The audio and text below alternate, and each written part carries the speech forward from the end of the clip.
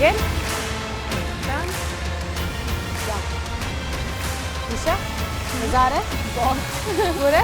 हाँ दिखाना, ये पूरा ऐसे ग्रिप के साथ ऐसे टर्न आएगा, फोर्स से ऐसे। ठीक है, पहले बैठती हूँ, फिर खड़े हो, फिर ग्रिप, नाइस, फिर मोबिलिटी अच्छी है। अमित कैसे आ रहा है? Nice Amit, you have amazing mobility. Down, up, turn, down,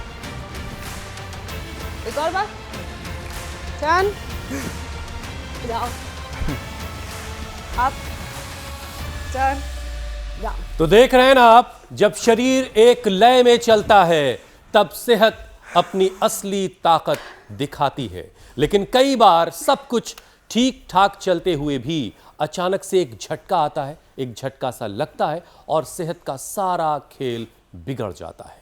इन दिनों मौसम कुछ ऐसा ही कर रहा है और इसीलिए जरा संभल कर चलिए, क्योंकि सेहत पर ठंडी हवाओं का साया मंडराने लगा है और इस मोबिलिटी पर धीरे धीरे सीजनल फ्लू का ग्रहण लगने वाला है। जी हाँ, जैसे जैसे मौसम करवट ले रहा है वैसे वैसे वायरल और सीजनल फ्लू के मामले तेजी से बढ़ रहे हैं और इस बार ये रफ्तार कुछ ज्यादा ही खतरनाक है। और लेटेस्ट रिपोर्ट के मुताबिक तो 2025 में सिर्फ दिल्ली एनसीआर में ही 69 घरों में कम से कम एक मेंबर फ्लू, सर्दी या बुखार से पीड़ित पाया गया है। अब मार्च में जो डेटा 54% था वो महज 6 महीनों में 15% बढ़ गया। और ये हाल सिर्फ दिल्ली एनसीआर, नॉर्थ इंडिया का ही नहीं, बल्कि चेन्नई में H2N3 और H3N2 स्ट्रेन का प्रकोप तेजी से बढ़ा है। बच्चों में तो RSV यानी सांसों में गंभीर संक्रमण पाया गया है। मतलब खतरा पूरे देश में मंडरा रहा है। बिल्कुल। और इतना ही नहीं, इस बार फ्लू का जो मामला है वो थोड़ा सा अलग भी है। बुखार 10 से 12 दिनों तक रहता है, दवाइयां भी जल्दी असर नहीं कर रही हैं। कोविड जैसे लक्षण की वजह से लोगों में कंफ्यूजन है और डर भी बढ़ा है। बच्चों और बुजुर्गों की हालत और भी नाजुक है, क्योंकि साइनस, टॉन्सिल और निमोनिया के मामले भी तेजी से बढ़ रहे हैं, सामने आ रहे हैं। अस्थमा के मरीजों में भी थोड़ी सी ठंड भी जो है वो उनको परेशानी दे रही है। और इस बीच हेल्थ एक्सपर्ट्स का तो साफ कहना है कि इस सीजनल वायरस से बचने के लिए इम्यूनिटी भी सबसे बड़ा आपके लिए हथियार है, लेकिन खराब लाइफस्टाइल की वजह से उनकी इम्यूनिटी कॉम्प्रोमाइज रहती है, यानी कि बीमारियां जल्दी पकड़ती हैं। अब देखिए, कुल मिलाकर बात यह है कि मौसम को हल्के में तो बिल्कुल मत लीजिए और आती हुई सर्दी से बहुत बचने की जरूरत है। थोड़ी सी लापरवाही आपने की नहीं कि आप नुकसान में आ सकते हैं और इसीलिए सर्दी की शुरुआत में ही अपनी इम्यूनिटी को सुपर फौलादी बना लीजिए, ताकि सेहत पर जब बहुत कड़ाके वाली सर्दी आए तब भी उसका कोई असर ना पड़े। लेकिन ये सब कुछ कैसे होगा, ये बताने के लिए स्वामी जी हमारे साथ जुड़ चुके हैं। स्वामी जी प्रणाम। प्रणाम स्वामी जी। स्वामी जी देखिए, आपको तो सर्दी लगती नहीं है, आप तो इसी चादर के सहारे सर्दी गुजार देंगे। जो भूल से गए थे लोग, उसकी दोबारा याद दिला दे रहे हैं। तो ये काढ़ा जिसमें गिलोय है, जिसमें तुलसी, काली मिर्च, लौंग, दालचीनी और हल्दी, अदरक, और ये अदरक तो और हल्दी, ये तो जिनको कफ कोल्ड रहता है, बहुत फेफड़े कंप्रोमाइज रहते हैं, ये हल्दी और अदरक ऐसे कद्दूकस करके ना दूध में, और थोड़ा सा इसके अंदर ये डाल देते हैं शुंठी सूखी हुई या अश्वगंधा और थोड़ा शतावर, और अश्वगंधा, शतावर, सफ़ेद मूसली, कोंच बीज, ये बहुत ही ज़बरदस्त होते हैं इम्यूनिटी के लिए। और जो इसको पी लेगा ना, ओहो, ये वैसे एक में ही सब कुछ है इम्यूनोग्रिट में, इसको पी लिया, अश्वगंधा, शतावर आदि, ये जब पीते हैं, और इसमें मीठे के तौर पर चीनी मत मिलाना, इसमें मीठे के तौर पर मिलाना खांड, शक्कर, मधुरम या हनी भी मिला सकते हैं, या खजूर, मुनक्का, अंजीर, बड़े अच्छे होते हैं। अब देखो, ये तो इम्यूनिटी मिल्क तैयार हो गया है, ज़बरदस्त immunity booster, anti ageing, longevity के लिए, और ये काढ़ा तैयार हो गया है। ऐसे जो पिएंगे उनकी सुपर इम्यूनिटी रहेगी। और फिर ये ऐसे योगिक जोगिंग, चलो सब करो। यहाँ पर हमारे शंकर जी हैं, रामचरण जी हैं, प्रजय जी हैं, लंबे लंबे श्वासों के साथ ऐसे। ये बहुत कम लोग होते हैं, 6.25 फीट का जवान है, लेकिन करो करो करो। ये वजन हो गया था 117 किलो, वजन घटा लिया, कमर में दर्द होता। और रामचरण जी ने तो बीपी, शुगर, थायराइड खुद मेडिकल में सर्विस करते थे, सब खत्म कर लिया। शंकर जी ने इंसुलिन खत्म कर लिया अपना। और ये तो आज इम्यूनिटी मिल्क बता दिया, इम्यूनिटी काढ़ा बता दिया। स्वामी जी ये जो गोल्डन मिल्क है ना, लंबे लंबे श्वासों के साथ इससे तो बड़े सारे गोल्डन रिकॉर्ड बनाए। आप हमेशा इसके बारे में बताते रहे और आज आपने सर्दियों की शुरुआत में ही इसको बता करके ये बात तो सही। ये भी बड़ा अच्छा किया ताकि लोगों की याद ताज़ा हो जाए और पूरी सर्दी इसका इस्तेमाल करके वो खुद की इम्यूनिटी मजबूत रखेंगे। लेकिन स्वामी जी देखिए, ख़राब लाइफ स्टाइल की वजह से लोगों की इम्यूनिटी जो है वो लगातार कॉम्प्रोमाइज़ होती रहती है और मौसम बदलते ही लोगों की सेहत पर इसका असर दिखने लगता है। और इस बार स्वामी जी सीजनल फ्लू 10 से 12 दिनों तक लोगों पर हमलावर है, लोगों को अपनी गिरफ्त में रख रहा है, दवाइयों का असर जल्दी नहीं दिखाई दे रहा है। अब ऐसे में शरीर की जो नेचुरल हीलिंग पावर है उसे बढ़ाने के लिए क्या किया जाए? शरीर खुद इतना पावरफुल रहे कि खुद को हील कर ले और कुदरत ने ताकत दे रखी है, बस उसे इन्हेंस करना है। जॉगिंग करें, सूर्य नमस्कार करें, थोड़ा दंड बैठक लगाएं, भुजंगासन करें, नाक में अणु तेल डालें या बादाम रोगन डालें, जलनेती सूत्र नेती जो कर सकते हैं वो करें, थोड़ा च्यवनप्राश खा लें, इम्यूनोग्रिट भटी, कर्कमेन गोल्ड, स्वर्ण शिलाजीत आदि तो हम बताते ही हैं। श्वासारी ब्रोंको, ओहो, कंठामृत, लवंगादिया, खदरावटी चूस ले, खदरादिवटी, लवंगादिवटी या कंठामृत चूस ले, श्वासारी ले ले या ब्रोंको ले ले। काफ कोल्ड, एक कतरा भी खतरा होता है तो जरा सा भी छींक भी नहीं आएगी, ये हालात रहेगी। और सुबह सुबह धूप में योग करो, देखो ये तो और ज़बरदस्त है। सुबह सुबह ऐसे धूप में योग करना, सुबह उठ करके आंवला, एलोवेरा, गिलोय, गोधन, अर्क और गोघृत पान के बारे में मैं बताता हूँ। और फिर इम्यूनोग्रिट गोल्ड, और उसमें तो जबरदस्त है, रिद्धि वृद्धि जीवक मेदा महामेदा काकुली क्षीर काकुली विदारी कंद वराही कंद अश्वगंधा शता और सफेद मोसले कोच बीज बला बीज गलोय, जबरदस्त। ये है लॉन्गिविटी के लिए, इम्यूनिटी के लिए। और किसी किसी को तो शुरू में ही सर्दी की शुरुआत में ही सर्दी जुकाम हो जाता है, अक्टूबर नवंबर में, और फरवरी मार्च में जा कर के जाता है।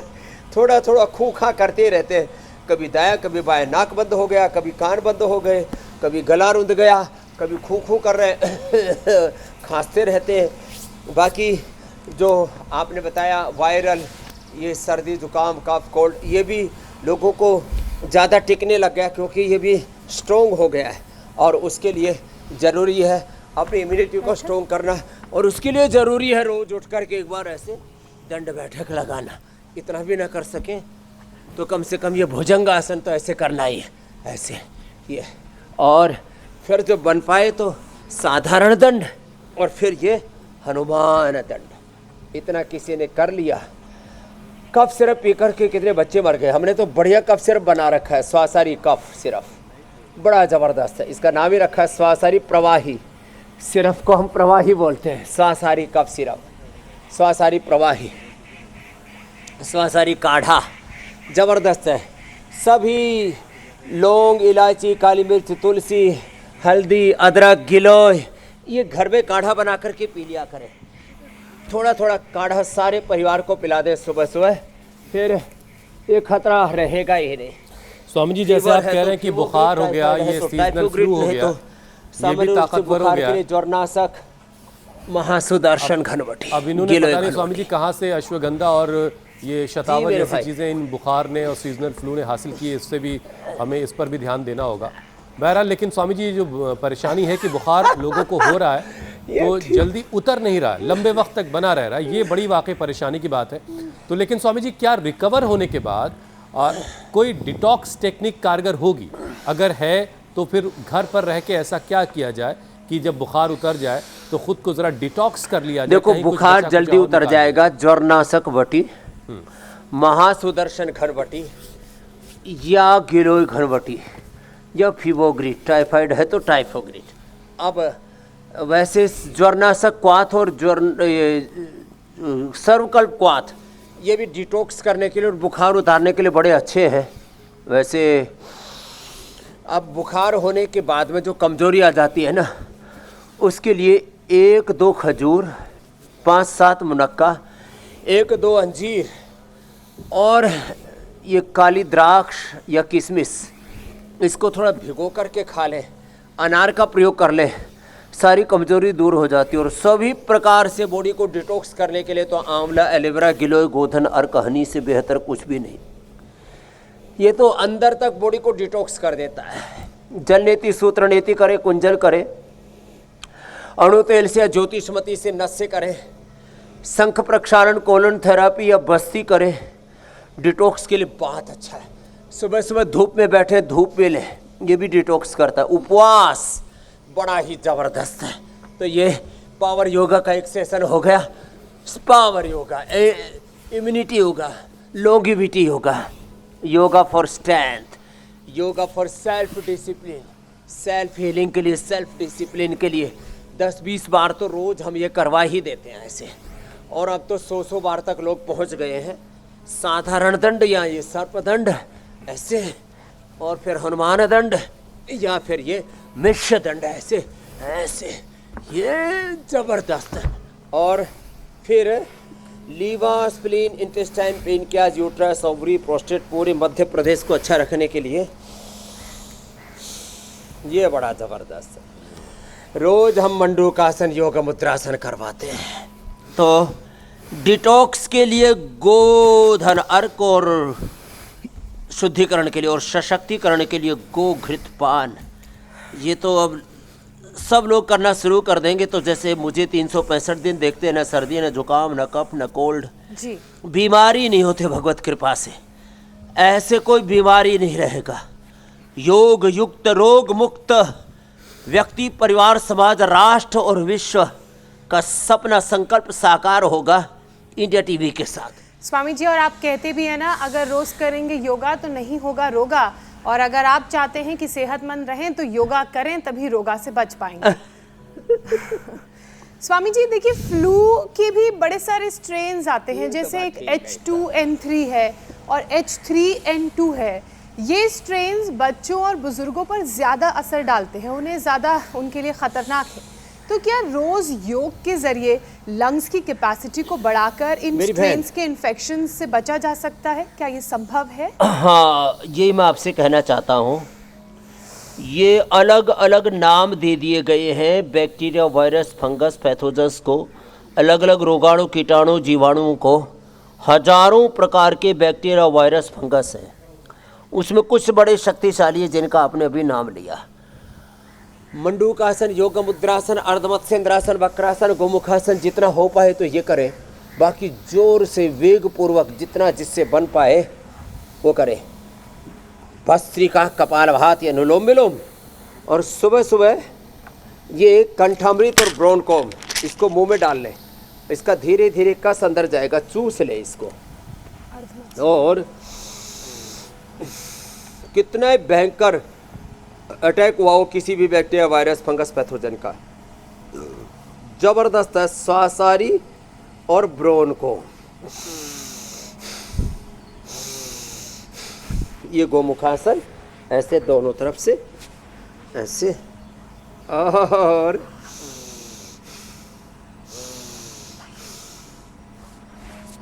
फिर देखो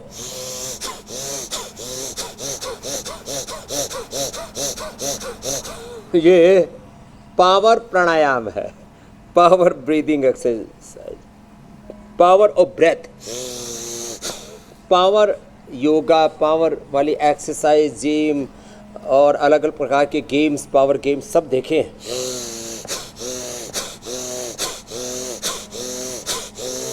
ये रिदम भस्त्रिका का, ये रिदम कपालभाति का।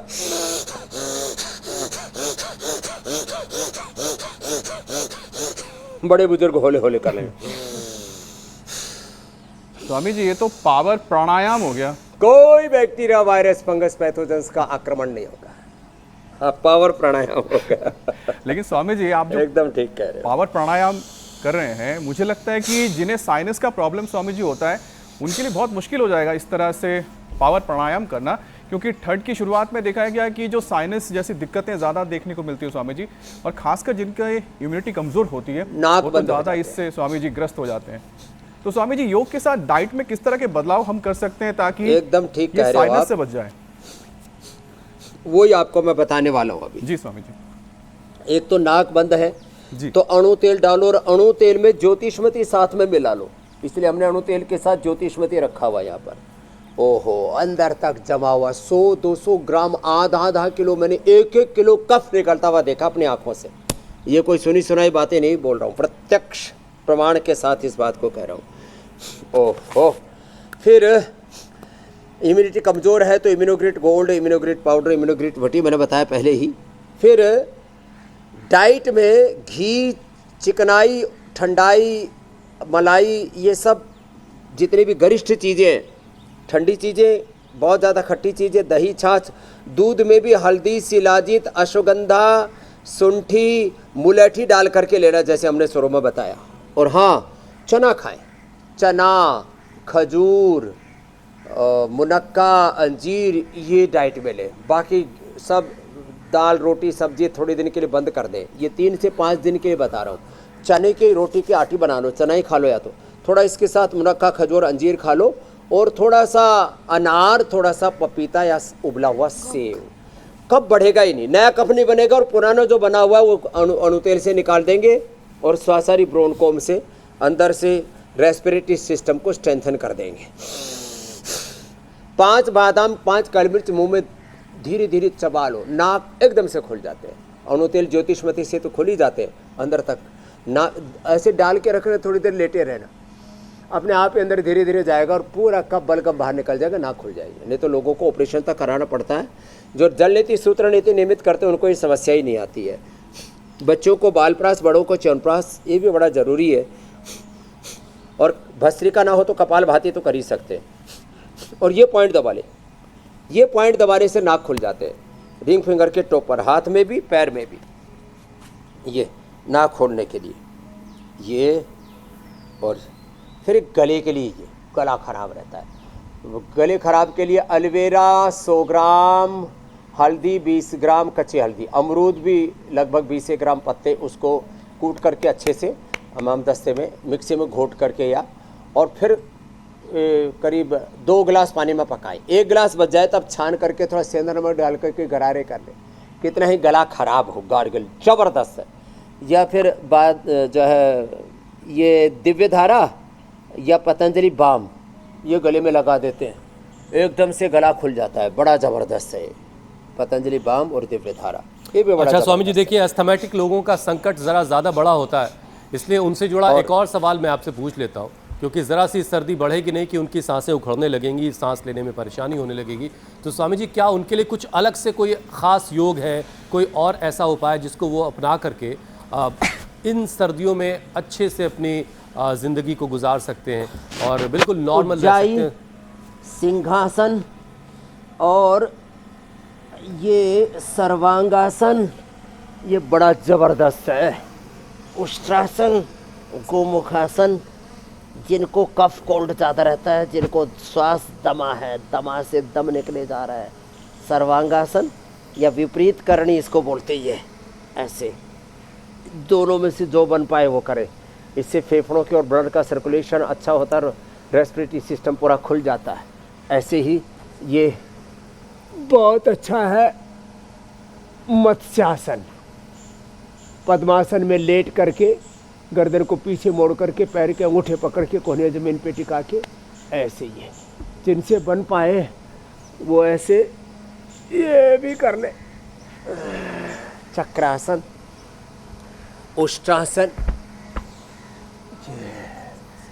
और एक आसन में भस्त्रिका थोड़ी देर बने रहना। उष्ट्रासन, गोमुखासन, दोनों तरफ से, ये ऐसे भी और ऐसे भी, क्यों। और ये सिंहासन, ये बड़ा जोरदार है। और ये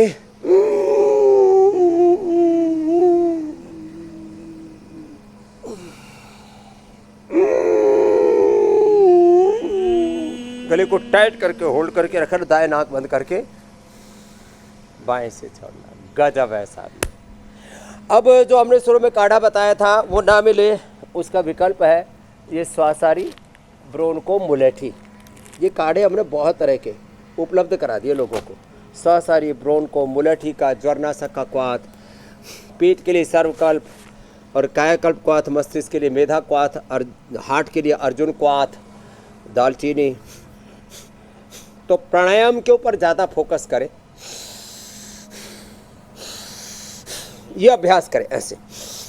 ये फेफड़ों के लिए, हार्ट के लिए बहुत ज़बरदस्त है, पूरे फेफड़ों को खोल देता है। 2400 किलोमीटर लंबा हमारा रेस्पिरेटरी ट्रैक, उससे जुड़ा हुआ 1 लाख किलोमीटर में सर्कुलेटरी ट्रैक, उसके साथ जुड़ी हुई अष्टचक्र, नवद्वार, 72 लाख 10,201 नाड़ियाँ और 37 ट्रिलियन सेल्स एनर्जाइज हो जाते हैं ऐसे। ये ऐसे ऐसे, ये बहुत ही ज़बरदस्त। बस तरीका, बस ये भी ख्याल रखना है साथ में कि स्वामी जी के साथ रोजाना अभ्यास करना है कपालभाति, सर्दियों अनुलोम में। विलोम पर ज़्यादा फोकस करें लेकिन स्वामी जी की तरह से कपड़े उतार कर नहीं फेंकने। आप स्वामी जी ने तो सब और मैनेज कर धूप में रखा है, बैठना। आपको अपना ख्याल रखना है। अच्छा स्वामी जी देखिए, छोटे बच्चों में खांसी और कई बार सीटी जैसी आवाज़ आने लगती है जब वो सांस ले रहे होते हैं, तो उसके साथ एक आवाज़ सी सुनाई देती है, कई बार सांस फूलने की शिकायत। तो स्वामी जी इस तरह के मामलों में कोई घरेलू नुस्खा है बच्चों के लिए जिसको घर पर ही माताएं बहनें इस्तेमाल करके बच्चे को ठीक कर सकती हैं? हाँ, हल्दी, अदरक, तुलसी, इसको थोड़ा कूट करके, हल्दी अदरक तुलसी को कूट करके रस निकाल के थोड़ा हनी मिला करके, और पहले दिया करते थे ये सीतोपलादी चूर्ण, ये अभी भी हमने सबको उपलब्ध करा रखा है। इससे सस्ता कुछ भी नहीं हो सकता, बाज़ार में 5-10 गुना ज़्यादा महंगा बेच रहे हैं लोग। हाँ, ये सीतोपलादी चूर्ण चुटकी भर, बड़े को आधी चम्मच तक ले सकते हैं, बड़े त्रिकुटा भी ले सकते हैं। और ये स्वासारी और भी स्ट्रॉन्ग है, स्वासारी गोल्ड तो सीतोपलादी इसको स्वामी जी कैप्सूल निकाल के छोटे बच्चों को शहद आधा, के साथ बड़े लेना को है ना? 2 कैप्सूल दे देते हैं। जिनके सांसें रुक जाती है ना, शहद के साथ सांसें रुकने को हो जाती है ना, और ऐसे आंखें पथरा जाती हैं, दम घुटने लगता है, फिर उसमें एलोपैथी में स्टीराइड देते हैं। ये स्टीराइड का भी बाप है, क्योंकि हल्दी में, शिलाजीत में और आयुर्वेद की जड़ी बूटियों में नेचुरल स्टीराइड, जिसको फाइटोस्टीराइड है कहते हैं, वो होता है और वो परमानेंट असर करता है, फेफड़े को हमेशा के लिए अच्छा करता है। कफ को दबाता नहीं है, कफ को जो अंदर जमा हुआ उसको उखाड़ देता है, नया बनने नहीं देता है। स्वामी जी ये बात तो बच्चों की हो गई, लेकिन जो बड़े बुजुर्ग हैं उनको अगर फ्लू हो रहा है तो उसके साथ टॉन्सिल की शिकायत भी हो रही है, यहाँ पे गले में बड़ा दुख रहा है और कई बार तो ये फूल भी जाता है लोगों का। तो साइनस और निमोनिया के केस भी स्वामी जी इस सीज़न में बढ़ रहे हैं। अब इस उम्र में जब उम्र काफ़ी ज़्यादा हो गई है तो लोग सुरक्षित योग दिनचर्या किस तरह से अपनाएं, क्योंकि सर्दी में बाहर निकलने से भी बचना है, क्योंकि उम्र ज़्यादा हो चुकी है, सर्दी लगने का भी आपने खतरा है। बहुत अच्छा पूछा। एक तो ये अंगूठे के नीचे यहाँ से दबाए, ये गले के लिए बहुत अच्छा है। एलोवेरा, हल्दी और अमरूद के पत्तों वाला गरारा जो मैंने बताया था उसको अपनाएं, और ये दिव्य धारा, ये पतंजलि बाम गले में लगा करके और इसको फिर गले में एक गर्म कपड़ा लपेट लें, और दिव्य धारा का स्टीम भी ले सकते हैं। एक बात, दूसरा ये पॉइंट दोनों हाथों में दबाना है, कपालभाति करना है, और परहेज बहुत ज़रूरी है, और कंठामृत और ब्रोंकुम दोनों चूस लेना है। अब जब ज़्यादा बढ़ जाती है समस्याएं, तो अभी जो मैं बता रहा था सीतोपलादी, त्रिकुटा और ये स्वासारी पाउडर, ये 20-20 ग्राम लेकर के इसमें बहेड़ा और मिला दें। बहेड़ा पाउडर भी हम उपलब्ध कराते हैं, वो भी बड़ा ज़बरदस्त है। कितना ही गला ख़राब हो, खुरखर हो रही हो, निमोनिया बिगड़ रहा हो, शहद से चटा दे, सब 20-20 ग्राम लेकर के सब मिला देना। ज़्यादा स्थिति ख़राब हो जाती है तो स्वर्ण वसंत मालती 1 महीने में 3 से 5 ग्राम और अभ्रक भस्म 5 ग्राम, ये मिलाकर के शहद से चटा देते हैं। निमोनिया, डबल निमोनिया तक अच्छा हो जाता है। उसमें लोगों को स्टीराइड तक लेने की नौबत आ जाती है, उससे हम बचा लेते हैं। और धूप में बैठा करके ऐसे और प्राणायाम करवाते हैं, और यदि उसमें हल्दी, अदरक, लहसुन, प्याज इसका पेस्ट बना करके छाती पर लगा देते हैं, गर्म करके थोड़ा, गर्मियों में तो ऐसे ही लगा देते हैं सामान्य, सर्दियों में गर्म करके लगा देते हैं और ऊपर से गर्म कपड़ा बांध देते हैं, फिर प्राणायाम कराते हैं धीरे धीरे। तो निमोनिया, पुरानी खांसी, पुराना नज़ला, पुराना दमा, वो भी पूरी तरह से ठीक हो जाता है। थोड़ा मैं कहता हूँ दम लगाओ, दमा भगाओ। तो एक और मैंने सवाल कहा मेरे सांस मन में है। रोको, किसी ने अपनी सांस को ही कमरे में बंद कर दिया। सांस छोड़ो, उसने अपनी सांस को ही बाहर छोड़ आया। ऐसा कार्यक्रम मत करना। ऐसा कार्यक्रम नहीं करना है। अपने प्राण यानी कि वायु शक्ति को लेना और छोड़ना है। स्वामी जी उसकी बात कर रहे हैं, इनहेल एक्सेल की। स्वामी सांस जी को, श्वासों को कंट्रोल करना। जी स्वामी जी, आपने बड़े बुजुर्गों की बात की, तो एक और सवाल मेरे मन में आया कि जो हमारे बुजुर्ग हैं उन्हें सर्दी बहुत जल्दी पकड़ती है, उन पर बहुत हमला करती है, क्योंकि इम्यूनिटी एक एज के बाद धीरे धीरे कॉम्प्रोमाइज़ होने लगती है और बुजुर्ग कोमॉर्बिड होते हैं, शुगर बीपी के साथ गठिया की परेशानी भी उन्हें होती है। तो इसके लिए उन्हें क्या करने की ज़रूरत है? एक तो बच्चों को और बुजुर्गों को तेज गर्म पानी में स्वासारी पिला दो, कफ कोल्ड एकदम खत्म। अब रही बात, फिर च्यवन ऋषि बूढ़े थे, च्यवनप्राश खाया था और बूढ़ा च्यवन ऋषि ने यौवन पाया था, जवान हो गए थे। हाँ, फिर ये जिनको बीपी शुगर रहता है ना, जैसे मैंने बताया था शंकर जी, रामचरण जी उसके लाइव एग्जाम्पल हैं। वर्षों पुरानी शुगर को मेटफॉर्मिन और ये इंसुलिन आदि ले रहे थे, बंद हो गई, यहीं बैठे हुए। देखो ये मंडूक आसन करें, और शुगर बढ़ी हुई है तो खीरा, करेला, टमाटर का जूस और साथ में मधुनाशिनी, मधुग्रिट साथ ही साथ ले लो, 2-2 गोली। बीपी के लिए मुक्तावटी। अब एक तो भाई बैठे हुए हैं, मुक्तावटी कब ली थी? मुक्तावटी ली थी बैठे हुए, हमारे मेडिकल में सर्विस करते थे, क्या नाम है? रामचरण जी। इनको ये बात हो गई 15 साल पहले की। पहले एलोपैथी की दवा बंद की, 10-15 साल से खा रहे थे, फिर मुक्तावटी ली, मुक्तावटी भी बंद कर दी 2013 से, अब कोई दवाई नहीं ले रहे। मुक्तावटी ली, अनुलोम विलोम किया, भ्रामरी, उद्गीत, ओम, और थोड़ा शीतली शीतकारी कर लें तो मंडूक आसन और पवन मुक्तासन बीपी शुगर के लिए गजब है साहब। और शुगर के लिए यहाँ से दवाएं, बीपी के लिए यहाँ से दवाएं। यहाँ से स्ट्रेस और शुगर, और यहाँ से पेनक्रियाज एक्टिवेट होता है। फिर किडनी पर बुरा असर ना, इसलिए यहाँ से भी दबा लें, दोनों हाथों में, दोनों पैरों में, या हथेली के बीच में और छोटे उंगली के ऊपर। तो आज बीपी शुगर का भी बता दिया। थायराइड है तो कपालभाति के साथ उज्जाई सिंहासन, थायरोग्रिड धनिया के पानी के साथ, और ये पॉइंट दबा लीजिए, थायराइड भी ठीक हो जाता है। इनको सभी था, बीपी, शुगर, थायराइड, प्रोस्टेट भी हो गया था, उसके लिए प्रोस्टोग्रिड लिया, लौकी के जूस में काली मिर्च और तुलसी मिला के प्रोस्टेट भी ठीक कर लिया। आँखों की भी दिक्कत थी, आई ग्रिड ड्रॉप डाला और ग्रिड वटी लिया। कान भी दिक्कत, बुढ़ापे में तो सारी चीज़ें दिक्कत में आ जाती हैं। पूरे शरीर को हम संकटों से उभार लेते हैं, ऐसे उपाय हम रोज़ बताते हैं लोगों को। ना बूढ़ा होने देना है, न बीमार होने देना है, बीमारियों से, बुराइयों से, बुढ़ापे से, सब चीज़ों से हम बचाते हैं। और 100 साल तक आयुष्मान भव, जीते जागते रहो, जो बड़े बुजुर्ग कहते हैं ना, वो हम वरदान देते हैं। सुबह सुबह इंडिया टीवी के साथ पहले उपचार, बाद में दिन भर समाचार। आज की बात, लेकिन स्वामी जी रोजाना संकट भी जो है वो भेष बदल बदल के सामने आता रहता है और वो फिर लोगों को परेशान करता रहता है। इसीलिए रोजाना आपका इस कार्यक्रम से जुड़ना बड़ा ज़रूरी है, लोगों को योग करवाना बड़ा ज़रूरी है। अब देखिए स्वामी जी, बदलते इस मौसम में थकान की शिकायत लोगों को बहुत है, चिड़चिड़ापन बहुत है, और इस मौसम में लोग डिप्रेस भी हो जाते हैं कई बार, सीजनल डिप्रेशन जिसे कहते हैं। मेंटल हेल्थ और इम्यून सिस्टम को बैलेंस करने के लिए स्वामी जी कौन से योगाभ्यास, मूड स्विंग होते हैं और ध्यान टेक्निक कारगर? एक तो जो कर सके, एक तो ये, और ये तो रोज़ कर लिया करें, इससे पूरी फ्लैक्सिबिलिटी बरकरार रहती है, मोटापा नहीं बढ़ता। और अनुलोम विलोम के साथ जो कर सके उनको शीर्षासन करना चाहिए। मूड स्विंग ना हो, इसके लिए मेधावटी, मेमोर्ग्रिट या ओमेगा ले लेना चाहिए। और बड़े बुजुर्ग जो शीर्षासन नहीं कर सकते, वैसे तो मैंने 125 साल की उम्र में भीष्म जी हमारे जन्मभूमि में आया करते थे, मैं देखता था वो 100-125 साल तक, 115 साल तक तो मैंने देखा, उसके बाद भी करीब 10 साल और जिए, 125 साल जिए, रोज़ करते थे शीर्षासन।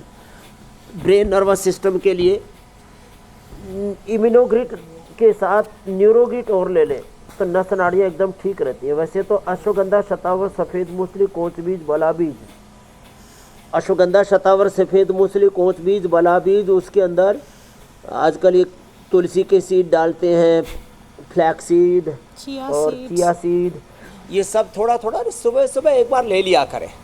हाँ, इतना कर लेंगे ना, ओहो, ब्रेन नर्वस सिस्टम तो एकदम परफेक्ट रहता है। फिर थोड़ा सूक्ष्म व्यायाम कर लें ऐसे ही, और प्राणायाम तो बहुत ही ज़रूरी है। तो चलते फिरते भी कर सकते हैं, दिन में कभी भी बैठे बैठे कर सकते हैं, खाने के आधे घंटे बाद भी कर सकते हैं। अनुलोम विलोम तो अप्रतिम है इसके लिए। तो अनुलोम विलोम इसको ज़रूर किया करें, ज़्यादा से ज़्यादा किया करें।